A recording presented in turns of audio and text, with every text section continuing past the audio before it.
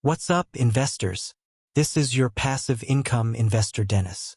Welcome back to the channel where you learn how to let your money work for you. We've got some seriously hot earnings news coming out of Ghana today, and if you're a shareholder of Ghana Commercial Bank, or if you're thinking about it, you are not going to want to miss this. Their third quarter 2025 report just dropped, and the numbers are, frankly, explosive. We're going to break down the absolute must-know highlights, give you the key metrics like the P/E ratio, and most importantly, we're going to tell you what you should probably do with your shares. So, stick around.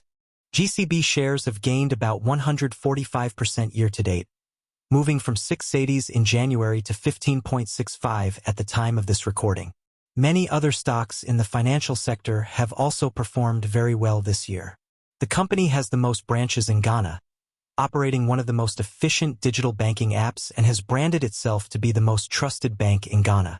Furthermore, are strongly backed by government, considering recent directive by the Finance Ministry for all state institutions to bank with GCB as part of efforts of strengthening state-owned enterprises. It appears all things are falling in line for the company. Let's not bury the lead here, people. GCB Bank isn't just growing. It's on a tear. The single most important number you need to see is this: profit more than doubled.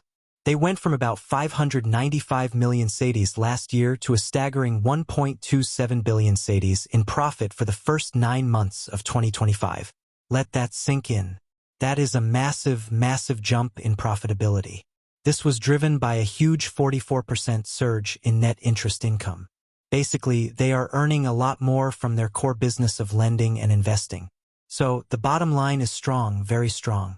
Now, as investors, we can't just look at profit. We need to look under the hood. So, here are the 3 key stations or dashboards you need to be focused on with GCB Bank right now. Let us look at the risk gauge, the non-performing loan ratio. This is a big one, and it's actually a great story.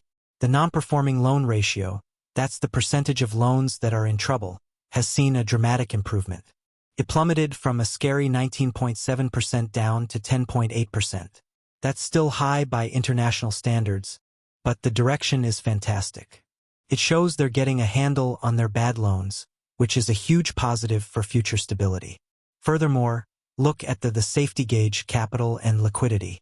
Is the bank safe? The numbers say yes. Their capital adequacy ratio is a healthy 15.2%, well above the regulatory requirement. Even more impressive is their liquidity ratio at 52.3%. This means they have plenty of cash on hand to cover withdrawals and obligations.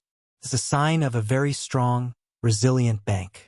The third item to look at is the growth engine, the balance sheet. They are expanding aggressively. Total assets are up 23% to over 49 billion cedis. They're lending more, with loans up 35%, and customers are trusting them with more deposits, which are up 22%. This is a bank that is firmly in growth mode. Now let's examine the vital valuation metrics P/E ratio and EPS. Okay, let's get to the numbers you all came for.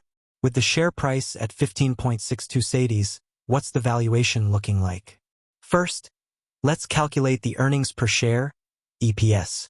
This is simple. We take that massive profit of 1.27 billion cedis and divide it by the number of shares outstanding, which is 265 million shares. So, 1.27 billion cedis / 265 million shares equals an EPS of 4.79 cedis. Let me repeat that. For every share you own, the bank earned 4.79 cedis in just the first 9 months of this year. Now, for the famous price-to-earnings P/E ratio. We take the current share price of 15.62 cedis and divide it by the EPS of 4.79 cedis. That gives us a P/E ratio of just 3.26. Let me be clear, a P/E ratio of 3.26 is astronomically low. For comparison, many stable banks trade at P/ES of 10 or 12. This suggests the market is pricing GCB as if it's an extremely risky stock, potentially not fully believing these profits are sustainable, or just not having caught up yet. This is the core of your investment opportunity. Before you think all is well with this company, let's dive into the red flag and the verdict. Now, it's not all perfect. There is one red flag in the cash flow statement. They used a huge amount of cash, over 8 billion cedis, on investing activities, mostly buying investment securities.